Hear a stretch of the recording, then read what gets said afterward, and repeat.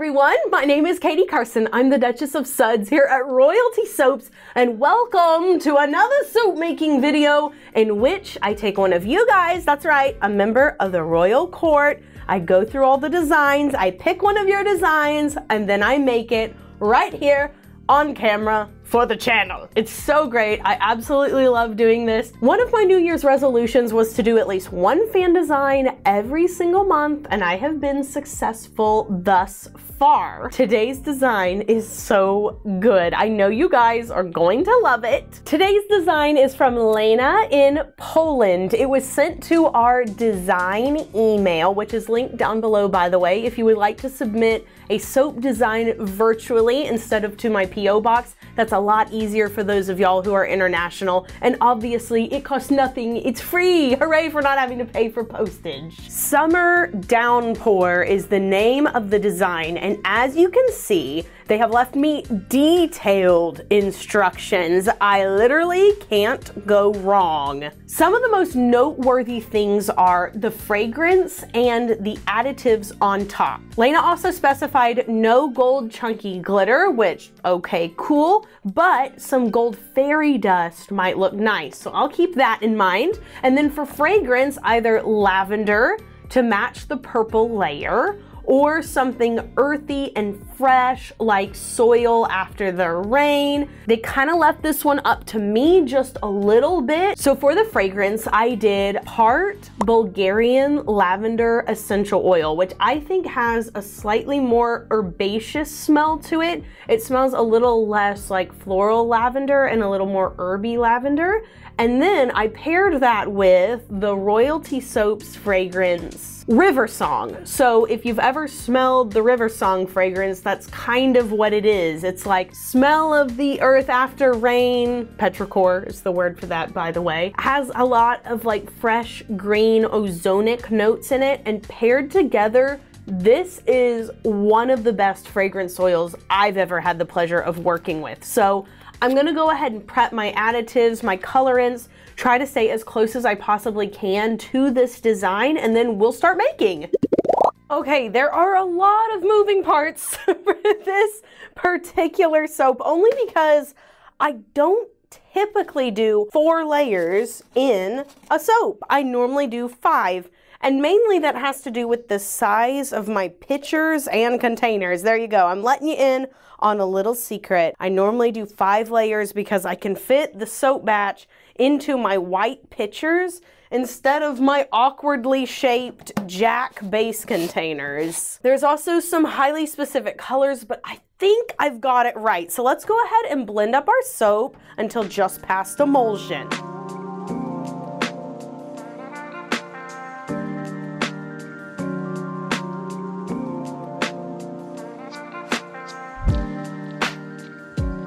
Okay, let's split this into 4 containers and hope it goes well. I also don't know how much to pour into each container because I don't think I've ever done this before. If I did, it was a long time ago. I'm gonna guess about right there. It could be way off though. Ooh, yep, I was way off.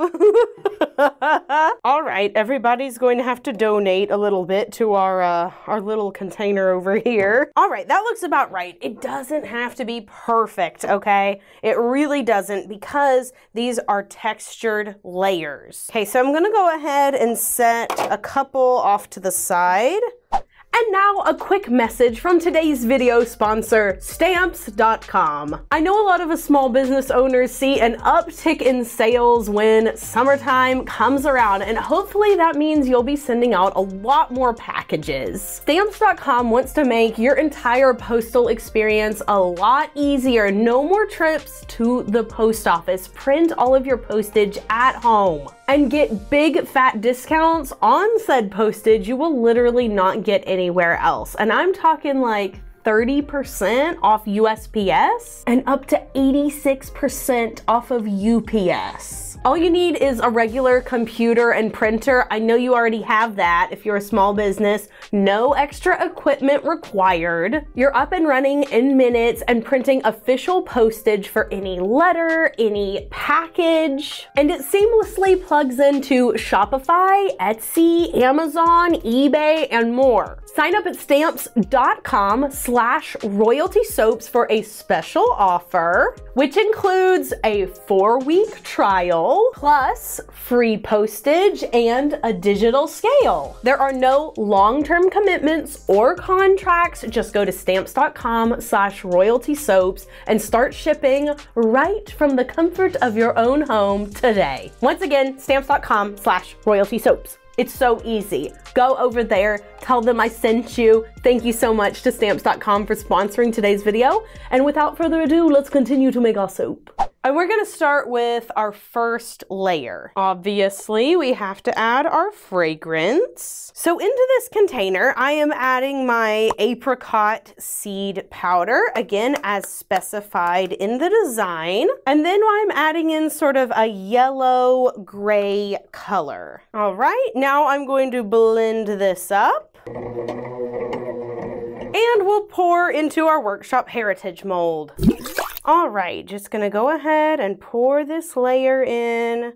It looks so nice. It definitely looks like a dirt path or something through a forest, maybe a sandy seashore. Wiggle that around a bit, and now I'm going to take a large popsicle stick and I'm just going to swirl around a little bit so that there is some texture on this layer. It doesn't have to be extreme, it just has to be there. Awesome. And now we're going to do a cocoa powder mica line. Now in the design, this is the only thing I'm going to change because in the design, Lena mentioned that the design should be separated from very dark, very noticeable layers. And so it said activated charcoal, but I have just found that activated charcoal, if you want to get the line to be super, super dark, can sometimes make the soap break apart. So wherever you put the line down, it becomes weak and the design can break over time. Now, I haven't found that to be the case with cocoa powder,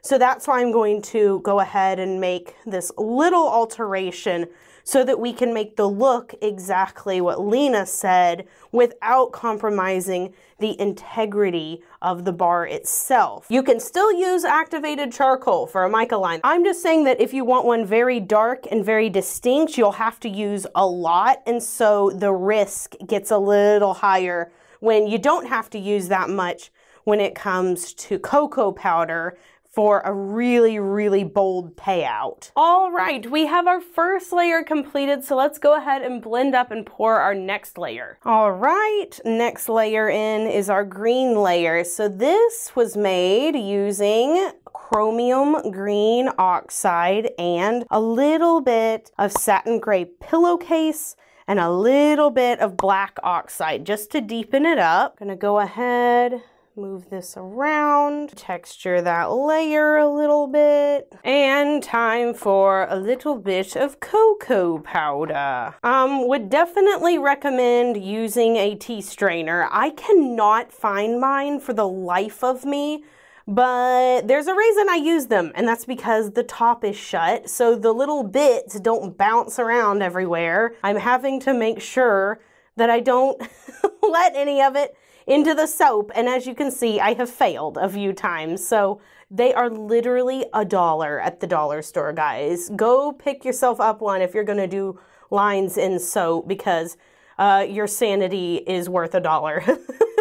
My table has never been so messy or disgusting. Look at this on the side. Oh, I hate it. All right, and in goes our purple. Now, we were specifically going for a blue-toned lavender, so we definitely nailed that. I used I Dream of Purple, which is honestly sort of a red purple, but I added some blue by adding ultramarine blue and a little bit of satin gray pillowcase, which is honestly kind of a green tone silver, but it worked for my purposes today. Just gonna spread this out. Y'all, look at this. I literally dumped all of my cocoa powder out. Why? This is the messiest soap I have made all year. Like, it's a wreck. Caleb always says that I am messier with my soap when I am thinking about something else. But I'm not thinking about anything else today. I'm literally just thinking about the soap. And this is what's happening.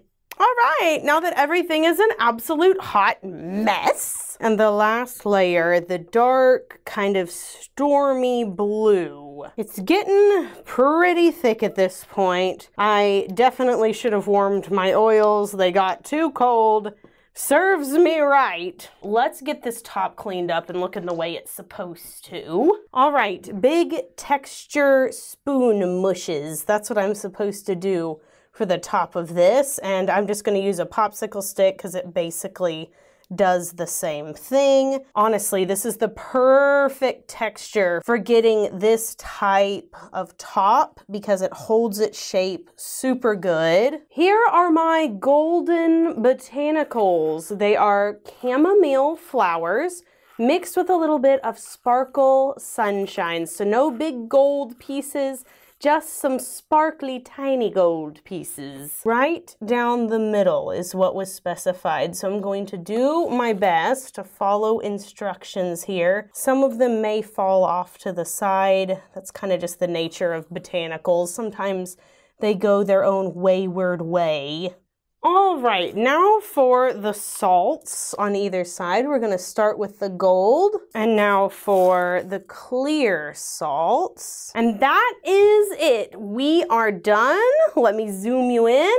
Here is what the top looks like. And we'll be back in 18 to 24 hours to split the slab into loaves and then cut the loaves into bars after this quick commercial break.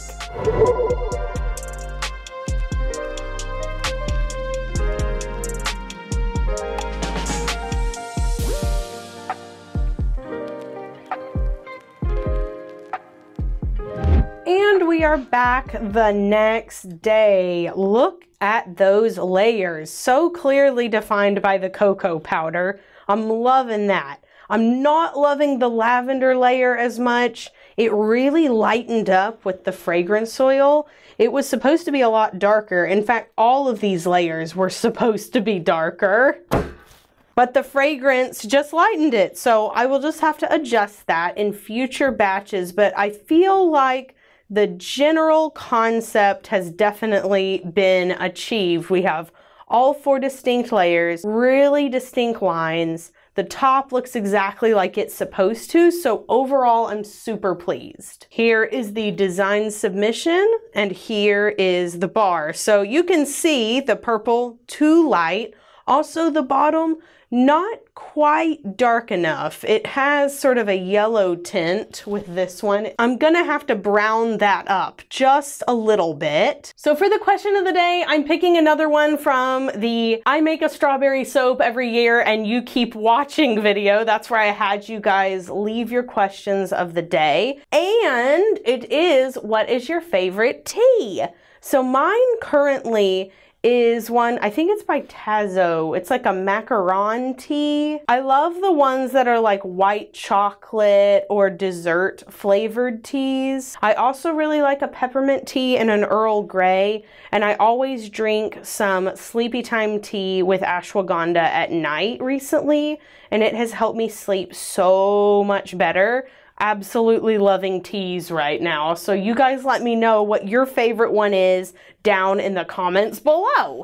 Thank you so much, Lena, for submitting this fan design. I absolutely love it. Your fragrance combination is stellar. And remember, if you guys would like to see me make one of your designs, you can submit one to my P.O. box or to my email down below. I hope you guys have an absolutely amazing day. I am so excited. I have so many fun things to do today. I'm getting a lot of shipments in from like Amazon and a couple of suppliers for a new craft that I'm going to be trying out Don't worry, I will be filming it, but I'm always on pins and needles when I know that something is getting delivered, because you never know at what time of the day it's going to be delivered. So you just sit there expectantly all day long. You guys be sure you do something fun for yourself today, whether that's waiting on a package to arrive with your nose pressed against the glass like a little piggy child, or maybe sitting outside on your porch while there is a summer downpour outside and smelling that delicious smell.